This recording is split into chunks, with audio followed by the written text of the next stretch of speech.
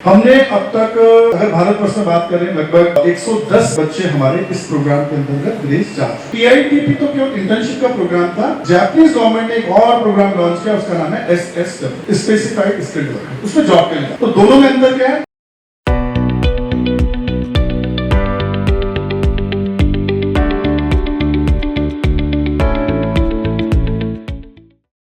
तो मैं यहाँ पे दो लोगों को बहुत मेंशन करना चाहूंगा, क्योंकि जो हमारा प्रोग्राम है वो क्या है। हमारे प्रोग्राम की एलिजिबिलिटी है बच्चा 12th पास होना चाहिए, 18 साल उम्र होनी चाहिए और जापान जाना। तो जब हम इस प्रोग्राम को लेकर 2018 में किसी भी पेरेंट्स के पास जाते थे तो हमें बहुत सारे क्वेश्चन मार्क होते थे कि इतना सिस्टमेटिक प्रोग्राम जो आप बता रहे हैं फ्लो को, कि आप जापानीज लैंग्वेज सिखाएंगे, N4 लेवल पढ़ाएंगे, फिर आप नर्सिंग का कोर्स कराएंगे और जापान में आप बच्चों की जॉब लगाएंगे। तो अभी भी अगर आप देखें तो हर दूसरे तीसरे दिन अमर उजाला, दैनिक जागरण, हिंदुस्तान में 8 से 10 लाख वाली न्यूज आती रहती है। वो उसके 8 लाख रुपए लेके चले गए, सपना दिखाया विदेश में जॉब करने का।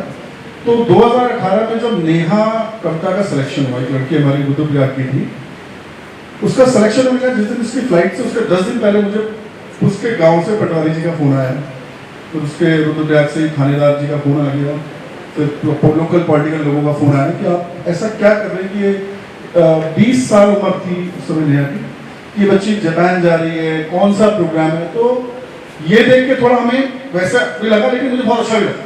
मैंने कहा कम्युनिटी जरिए है और ये होना भी चाहिए। तो उस दिन हमने ये डिसाइड किया था कि जब भी हमारी किसी भी बच्ची का सिलेक्शन होगा या किसी भी स्टूडेंट का सिलेक्शन होगा फॉरेन एम्प्लॉयमेंट में, तो हम इस प्रकार का एक कार्यक्रम करेंगे। और इस कार्यक्रम में 2 उद्देश्य हैं। एक तो हाई लेवल ट्रांसपेरेंसी, कि ये बच्ची ने क्या क्या चीजें सीखी, क्या प्रोसेस है, कैसे जापान जा रहे हैं, और दूसरा शायद इससे कुछ लोग मोटिवेट हुए। तो ये हमारे 2 उद्देश्य थे। तो उसके बाद हमने क्या किया, चाहे किसी का, जैसे वैसे तो शिवांगी बिलोंग्स टू भैंसकोटी, जो अपना गाँव है इनका हौलदार में, लेकिन सारी एजुकेशन एंड क्वालिफिकेशन इन्होंने नवोदय विद्यालय में, फिर इनका घर भाने वाला है। तो हमने पूछा भी था कि भाई कहाँ इस प्रकार का प्रोग्राम कराया जाए, तो ऑब्वियसली शिवांगी और उनके पेरेंट्स ने हमें भाने वाला ही सजेस्ट किया। अदरवाइज इससे पहले जो हमने कार्यक्रम किया वो हमने प्रताप नगर में कंडियाल गाँव में किया। तो प्रताप नगर कंडियाल गाँव क्यों किया, क्योंकि हमारी जो स्टूडेंट वंदना कंडियाल आज से 2 महीने पहले गई है, वो कंडियाल गाँव की है और उसने GIC कंडियाल गाँव से 12th तक 6th क्लास से लेकर 12th तक वहाँ पर। तो उसके सारे सहपाठी, उसके टीचर, प्रिंसिपल सब है। तो जिस दिन हमने वो कार्यक्रम कंडियाल गाँव में किया, हमने फिर अगेन SDM साहब को बुलाया, तो हमारे लकीली मेरे मित्र वहाँ पे SOK धर्मेंद्र औतेला, उनको बुलाया, और जितने भी अलग अलग लाइन डिपार्टमेंट के लोग हैं, फिर प्रधान जी, जिला पंचायत, क्षेत्र पंचायत, हमने सबको इन्वाइट किया। और उसके बाद आप देखिए बहुत अच्छी चीज़ क्या हुई कि उसी गाँव के 2-3 बच्चों ने हमारे इस कार्यक्रम में एडमिशन ली, क्योंकि इसमें ट्रस्ट होना बहुत जरूरी है। हमने अब तक अगर भारतवर्ष में बात करें लगभग 110 बच्चे हमारे इस प्रोग्राम के अंतर्गत विदेश जा चुके हैं, जापान जा चुके हैं। क्योंकि ये प्रोग्राम 4 लोकेशन में चलता है। कलिंपोंग में चलता है वेस्ट बंगाल में, केरल में चलता है। केरल में तो आपको सबको मालूम है कि ज़्यादा से ज़्यादा ऑल ओवर वर्ल्ड में केरल की नर्सेज का काफ़ी रिक्वायरमेंट है। केरल में हमारा प्रोग्राम चलता है। दिल्ली में क्योंकि सेंट्रल लोकेशन है, इससे चलता है। उत्तराखंड में इस प्रोग्राम को लाने का पूरा श्रेय एक लड़की का, उसका नाम है नेहा टंडन। क्योंकि नेहा की एस्पिरेशन थी, वो हमारी GDA की स्टूडेंट थी, सर मुझे विदेश जाना है, हमने आपकी संस्था का नाम देखा है, और वो कैसे करेंगे, देहरादून में तो आप कोर्स कराते हैं, लेकिन देहरादून में कोर्स 2018 से पहले नहीं कराते। तो वो कलिंपोंग गई वो कोर्स करने के लिए, कलिंपोंग वेस्ट बंगाल, और कलिंपोंग से उसने कोर्स किया।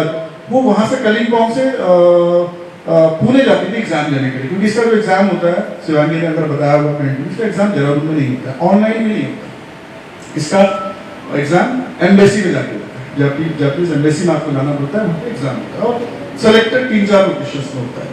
तो उस बच्चे ने जब इसको किया, फिर आज हमारे सामने हमारे बड़े भाई जो है, ये कैंतरा जी भी हैं, जो 360 समाज 365 से, इन्होंने ही 2018 में उसको पूरा कवरेज दिया। गाँव गए, उनके रुद्रप्रयाग गए, माता जी से बात करी, पिताजी से बात करी, और उस समय जब ये इतनी ब्रॉडकास्ट हुई इन्फॉर्मेशन, तो इमीडिएट 2019 में हम लोगों को ये अप्रूवल मिल गया, क्योंकि हम लोग सेंडिंग ऑर्गेनाइजेशन है गवर्नमेंट की। ये गवर्नमेंट का प्रोग्राम है, लेकिन पेड प्रोग्राम है। तो लोग हमसे, कई लोग पूछते हैं, जैसे अभी अफरोज सर ने भी बोला कि फ्री, तो सर फ्री नहीं है, बट कंट्रोल है गवर्नमेंट से। कैसे? जैसे मैं उसका एग्जांपल ऐसे देता हूँ आपके यहाँ BA चलता है, BCom चलता है, MSc चलता है, किसका प्रोग्राम? यूनिवर्सिटी का है। यूनिवर्सिटी किससे रेगुलेटेड होती है? UGC से। UGC क्या है? भारत सरकार।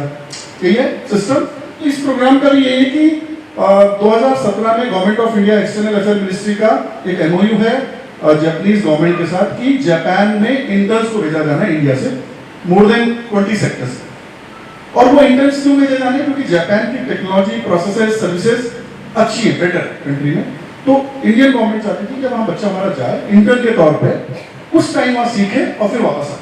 तो TITP की संरचना 2017 में हुई और TITP की संरचना इंटर्नशिप के तौर पे हुई थी। तो ये हमारे कई सारे बच्चे गए, ऐसे नहीं हम ही लोग हैं, ऐसे हमारे मुझे लगता है 10 से ज्यादा ऑर्गेनाइजेशन है पूरे भारतवर्ष में जो इस प्रकार के काम को कर, उनमें से एक लर्नर स्किल्स है। तो जब इन बच्चों को भेजा गया तो जापान में 17 के बाद 18, 19, 20 में कई सारे बच्चे गए। तो इनकी इंटर्नशिप को देख के जापानीज गवर्नमेंट को अच्छा लगा। अनफॉर्चुनेटली जो हमारा ये कोविड आया, कोविड में 3-4 साल उल्टा हो गया, लोग अपने घरों को आने लगे, गाँव को आने लगे, तो विदेश जाने की सबने नहीं सोचे। बट 2022 के बाद 23 से फिर दोबारा बच्चे जाने लगे, ट्रेनिंग होने लगी और जापानीज गवर्नमेंट ने देखा कि Indians are doing better than any other country. उनके जो बच्चे अच्छा काम करते हैं, डेडिकेशन है, ऑनेस्टी है, तो क्यों ना उनको जॉब के लिए रखा जाए। तो TITP तो क्यों इंटर्नशिप का प्रोग्राम था, जापानीज गवर्नमेंट ने एक और प्रोग्राम लॉन्च किया, उसका नाम है SSW, स्पेसिफाइड स्किल्ड वर्कर, उसमें जॉब के लिए जाते हैं। तो दोनों में अंतर क्या है? TITP में इंटर्नशिप के लिए जाते हैं जो 3 साल की होती है, बाद में 5 साल की हो सकती है। यही बच्चा परमानेंट जॉब में भी लग जाता है, वो एम्प्लॉयर पे डिपेंड करता है। SSW क्या होता है? जिसमें बच्चा डायरेक्ट जॉब करता है।